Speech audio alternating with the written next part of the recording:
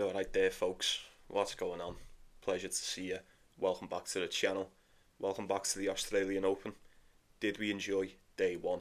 Let me know in the comments if you managed to get any winners. We're going to be going through day two very shortly. Before we get into it, like the video for me. Get yourself subscribed as well. We go all year round on the tennis over here, so do yourself a favour. If you want to support the channel, links in the description and the pinned comments as well. We are 2 away from 450 subscribers, so if you are watching and you're not, you know what to do. Very, very close to 500. Not too bad, eh? It's only been, just over a year, one season. 448 in one season, well, call it one season. We've only just started this. Very pleased with that, very pleased. I'm pretty sure we'll get to 500 sooner than later. But right, it's enough of that shit. Let's get into some tennis, innit? Same as yesterday, folks. It's still round one, so keep it simple, keep it short and sweet. Most importantly, just keep it sensible. Don't be going mad on these. Still a lot of uncertainty around a lot of these players. We've just got to get through all the shit. We're nearly done. We're nearly done. I think today's a lot better than yesterday. I really do. But we're going to go through these really big favourites really quick, just touch on them, and then we'll go through the ones of more value, and then if there's any that I don't mention, we'll probably sweep them up before we wrap it up. If not, if I don't mention them at all, then they are either not worth my money or my time, so just trust me on that one. But anyway, first off, big favourites we've got, obviously, Djokovic, Basaveretti, 1.04 for Djokovic today. Spread's 8.5. Now, we've just seen Djokovic get biffed by Riley Opelka in Brisbane. I did not expect that to happen. Not at all. Basaveretti, I feel like I talk about him every video. I said at the start of the season, didn't I? Well, I said in the next gens, we'll be speaking a lot about this lad. I know we will. I'm all for it as well. He's really good. Really good. Put in some really good games. He's only lost 2 games all season. They've both been to Monfils. How many has he played? He played 2 in qualifying. Let me just, 1 second. 1, 2, 3, 4, 5, 6, 7, 8. Yeah. That's nuts. He played a lot better against Monfils in the second game as well. The one in the semi-finals in Auckland. 8.5. Now, you know me.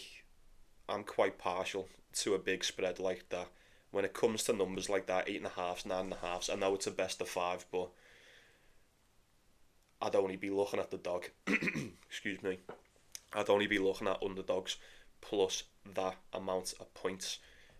Djokovic definitely beats him, in my opinion. I would be very surprised if Basaveretti manages to beat Djokovic, but crazier things have happened. Say Opelka's just beat him in straight sets, so I don't see why Nishesh couldn't give him a good go. At least keep it close enough to cover that spread. Next one, Alcaraz, Shevchenko, 9.5. The spread is on this. Jesus Christ. Alexander Shevchenko is a 23-1 dog here, apparently. That can't be right. That can't be right. That must have been that's nuts, if it is. That is absolutely nuts. Alcaraz has beaten once before. That was last year on the clay, 6-2, 6-1. Look, like I said, I'm not going anywhere near it. In this case, Alcaraz probably will cover that 9.5. He really is that good, isn't he? It's no disrespect to Shevchenko. It's just pure respect to Alcaraz. It's just not for me. I can't take Shevchenko plus the points because I'm just not so certain. I'd rather take Basaveretti plus the points against Djokovic than Shevchenko plus the points at Alcaraz. Is that mad? I don't think it is. But anyway, next one is, where is it? Grigor Dimitrov, Fabio Fognini, getting Dimitrov at 1.04. Head-to-head 5-2. They have seen a lot of each other in the careers, but this is a routine win for Dimitrov if I've ever seen one. Straight sets, the lot. I'm not too sure about the spread. What I will mention is, and it's the case for quite a few of these today, especially in this one. Both of these have pulled out of games recently, haven't they? Both of these have both had to pull out of games, and I'm not so sure how fit they are. I mean, Dimitrov got a walkover against Thompson, then pulled out against Lehechka in the semi-finals.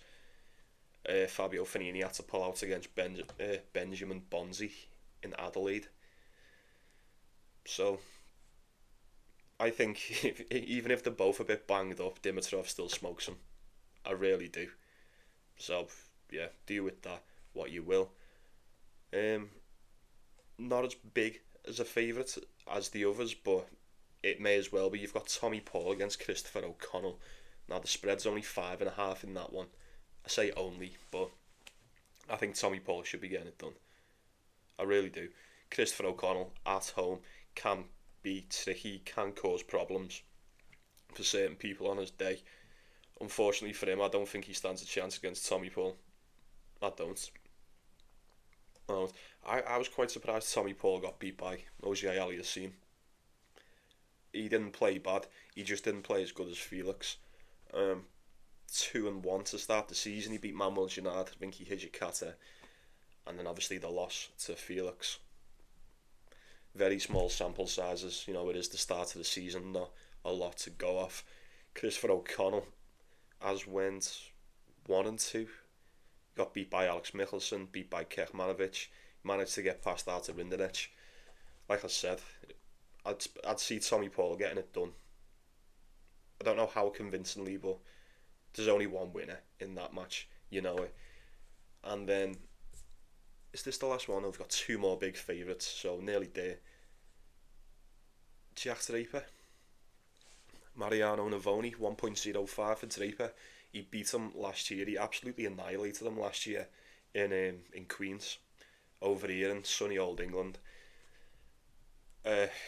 Look, I've seen a few people say no, Jack Draper, he didn't play the United Cup. He had some concerns with his hip. I've seen some, practice footage and whatnot, and I've seen a little bit here and there. I'm 99% certain that Jack Draper's good to go today against Navoni. 99% certain.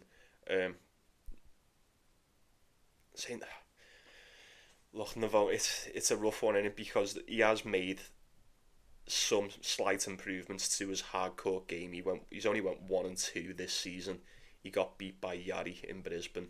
He managed to beat Adrian Manarino, 2 tiebreakers in that, and then 6-1 at the end. Then got beat by Nuno Bosch, which we'll talk about him in a sec. Actually, I might not. No, how he managed to lose that game against Zizou Berg the other day was disgusting. But anyway, it's done with. I think Jack Draper absolutely destroys Mariano Navoni today. I do. Providing he's fully fit, which I think he is. Spread 7.5 here. Now, I just want to draw your attention to the game where he beat him on the grass last season. He done him 6-2, 6-3. Now, you're only half a game away from covering a 7.5 spread in a best of 3. In a best of 5 setting on the hard court, I would be willing to roll a dice that Jack Draper covers that 7.5. Say 6-3, 6-2 on the grass. Give him an extra set. I don't see Navoni taking a set off him. I really don't. I think Jack Draper will be able to do enough damage to cover that 7.5. And you know what? It may be pinned. It may not be. I'm not decided yet. But that's the one I'm thinking on going for. That'll be a single today. If I'm going for anything, it's going to be Draper minus the points. I really, really like it. I've already got him on the outright to get to the 4th round. But for today, I really fancy him minus the points. Let me know what you think on that. And then I'm pretty sure there's one more. Of course there is. How could I forget? Yannick Sinner, Nicholas Yari. Spreads 8.5. Sinner beat him in Beijing last year. Yari did take a set off him. 6-4, 6-3, 4-6, 6-3, 6-1, should I say. Big spread. I'm expecting Sinner to probably win this whole thing. I imagine we all are. He definitely beats Nicholas Yari. There's no doubt in my mind. While this is the last one, while we're still on the subject of the big fucking spreads and the big underdogs, Yari plus the 8.5, maybe. He's only beaten Avone and Benjamin Bonze's Bonze. I know, Benjamin Bonze, is he Argentinian now? No, Benjamin Bonzi. He beat him in straight sets, but Bonzi's been a bit dumped to start the season, so he did get drilled by Yuri Lehechka. I imagine Sinner would do more of the same. So I'd approach that one with severe caution. He could cover it. I wouldn't call you crazy if you wanted to take it. And right, I don't even know where to start here. I don't. You know what? We'll just start from the top. So first off, working our way down, I'm going to skip a few of them and then clean them up towards the end. So we've got Tabilo, Carbias Baena, 1.5 for Alejandro Tabilo. Is that tempting? I don't know. We've seen Carbias Baena can be very, very tricky. We've seen him absolutely bully Zizou Berg in the first set of his game. He smoked Sarundalo and he beat Daniel Altmaier. Tabilo is yet to win a game this season. We took Benjamin Bonzi to beat him in Brisbane, and then I think we took Nishish Basavaredi to take a set off him in Auckland, and he lost both games. Would you say he's the better hardcore player? You probably would, right? I'd say you can probably trust Tabilo, if you can use that word. On the hardcore, you could probably trust him a little bit more than Carbias Baena. It's a complete contrast in styles, in my opinion. The way Carbias Baena has been playing the past week or two, I wouldn't put it past him to take a set or at least pull off an upset here. So I don't know if I could trust Tabilo. 1.5 is not a bad price. It's a decent parlay piece. You'd only need one more, but I need to see more for Tabilo. I really do. So we'll just move on. Got Artur Indinec. Artur Indinec and Big Foe. Getting Tiafo at, call it 1.3. Get Big Foe at 1.3 here. Now Rinderech did beat him last season. That was on the clay. This guy, I've seen nothing from this guy this season that would make me want to go anywhere near him. He got beat by Nishioka in Brisbane, 6-3, 6-4, and then he got beat by Christopher O'Connell, 7-5, 7-6. Now Tiafo hasn't been too great either. He's only went 1-1. He did beat Adam Walton, and then unfortunately ran into Gio and Pechi Pericard. He was, let's face it, he was playing lights out until he ran into a Pelka. Tiafo does seem to be a bit underwhelming unless he's playing in America. He only reached the second round last year, the third round the year before that, and then the second round in 2022. So how much I expect from Francis Tiafo this year, I'm not so certain. I'm really not so sure. I think he should have enough to get past Rinderech though. I really do. He's a better player. There's no doubt in my mind who the better player is here. At 1.3, would I risk that on a parlay? Potentially. If I'm going for a parlay, that will also be pinned, but like I said, I'm not so sure. I don't fancy forcing anything just because it's the Australian Open. It's the first round. Whether it's a slam or a 250, gotta approach it the same. It'd be Tiafo or nothing in that one. Tsitsipas. Been looking forward to this, I don't know whether I've been looking forward to it or I'm nervous for it. So, Tsitsipas is playing Alex Michelsen, 1.6 for Stefanos Tsitsipas. Michelsen did beat him last year on the hard court. They've only played once, and it was that in Tokyo, 2-1 to Alex Michelsen. Alex Michelsen's got off to a bit of a, I don't know, is it just me? I mean, he's went 3-2, it's fine. He got beat by Jordan Thompson and he got beat by Nishish as well. I haven't seen Tsitsipas play this season. We've seen him in the United Cup. He got beat by Alexander Shevchenko. Yeah. 6-4, and then I'm pretty sure he got annihilated in a tiebreaker. He did. It's so difficult to put your trust into Stefanos Tsitsipas on the hard court nowadays. In it, he is essentially he's this close to becoming a 50-50 player. This close. And you remember the last time we mentioned that was the Lorenzo Musetti game, and look what happened there. We were spot on. Can you see Tsitsipas, like, can you see him getting knocked out in the first round of the Australia Open? I tell you what, if he does, it's it's dark times ahead. If he does not get past this first round, it's looking like it may very well be another fucking Monte Carlo Clay Masters for him, and that's it this season. But he's a better player. He is a better player. Can I trust him? It's so tempting. It's like the begging me to take Tsitsipas there. You know, I'm looking at the people who beat him on the hard court last season, and they're all better than Alex Michelsen, I'd say. They're all better than him. You know, Zverev, Taylor Fritz, Casper Ruud, yeah, he just is. Di Minor, Yuri Lehechka, El Chapo, maybe not. Kai Nishikori, maybe not. Jack Draper, alright, Kokkinakis. Then the loss to Michelsen. So it's a rough one, and it's so hard. It's so hard. He also got beat by Medvedev as well, I forgot to mention that. It's the same story with Tsitsipas every time, innit? What's his backhand going to be like? Everyone knows how to play against him. I feel like if I know how to play against Tsitsipas, then all the other players do. But then I'm pretty certain Tsitsipas knows that we know that. He should have enough. I think he, like, in the ability department, he's a better player. There's no doubt about it. Mentality-wise, he can be a bit volatile. And if that backhand's not working, mate, Jesus Christ, it's painful watching him shank every backhand when you've got money on him. So, with that being said, I'll probably just stay away.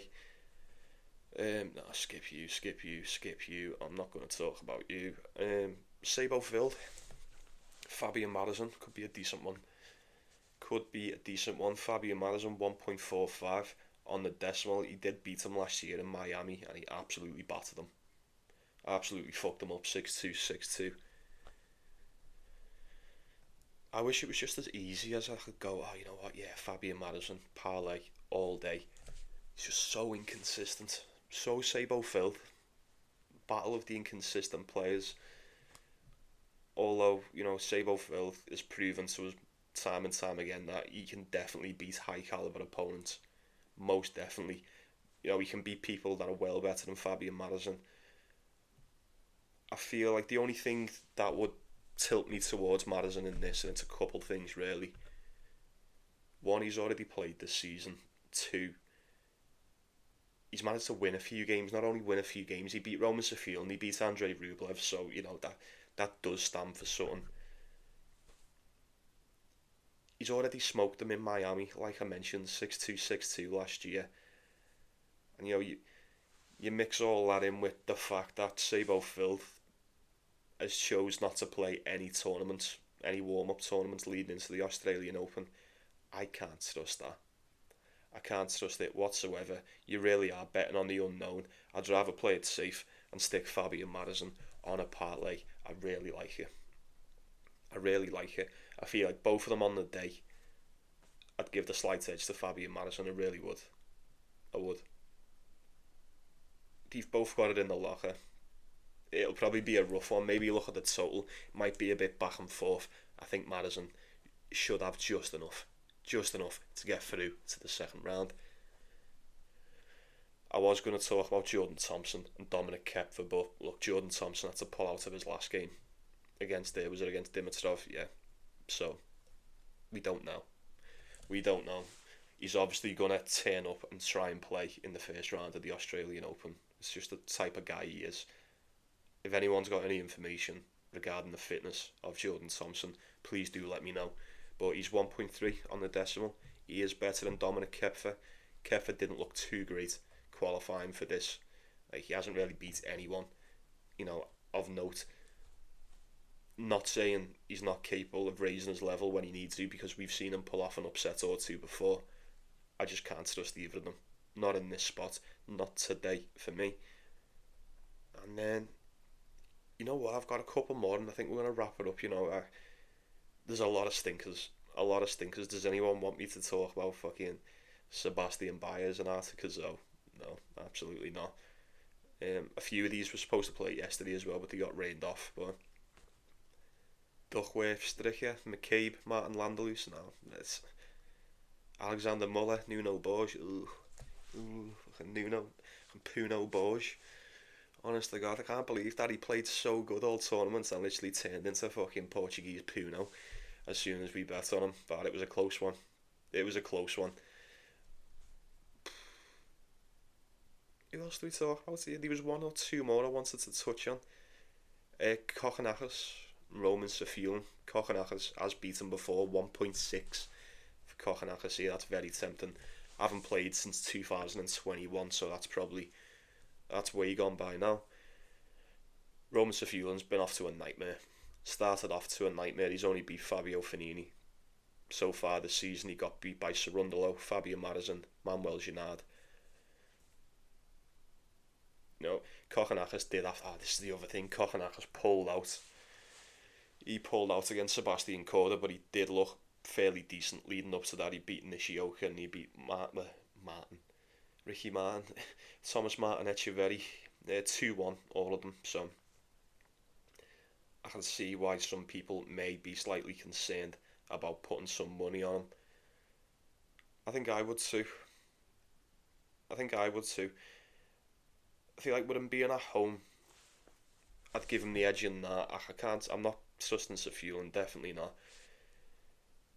Saffiullin is ranked slightly higher than him. 62 to 77. We see Roman Saffiullin, like he does shit on the tour. He'll go down to the Challenger, win himself a title against like 17-year-olds, and then come back and then get fisted. I feel like I'd be willing to trust in Kokkinakis at the very worst. And touch wood he doesn't, but you might just see him retire again, and if that's the case, you'll just get your money back. So Kokkinakis or nothing in that one. And I feel like the same sort of applies to this one. We've got Lucas Klein and Sebastian Korda. Now, who's the better player? Sebastian Korda. Like, there's no doubt about it. No doubt about it. I've had my eye on, not like I had my eye on him, but I've watched quite a few Lucas Klein games over the seasons, and like he's mainly on the Challenger. I'll admit that, mainly on the Challenger, but I have seen him put in some really solid games before. I think we all have. Sebastian Korda looked really good in Adelaide. He got beat in the final by Aliassime. I'm sure, did he say it was like a stomach muscle, or he's got. I read something about him with like a slight injury as well, so I'm not too sure. He doesn't really do that good in the Australian Open. I'm not expecting him to go that deep. I don't think neither of us are. I would expect him to get past Lucas Klein. I do think there should be quite a noticeable difference in quality, providing Sebastian Korda is fit. At 1.3 on the decimal, that's a little bit risky for me. But like I said, a fit Korda wins this nine times out of 10. He smoked Kekmanovic in straight sets, and Kekmanovic was bullying everybody. So Lucas Klein's only beat Elliot Spazzeri and Terence Atman, and he beat Alex Galano as well. So food for thought. Let me know what you think on that one, if anyone's going for it. And then look, Struff's playing Felix Auger-Aliassime. This is 1.5 for Felix as well. Just dead quickly, I'm not going to touch it, but everybody knows, like, the better you do leading up to the Australian Open, the worse you usually do in it. Right? I was not expecting Felix to just take that title the way he did. He looked really good as well. Like I said in one of the previous videos, I'll say it again, he looked a lot like the Felix that we know.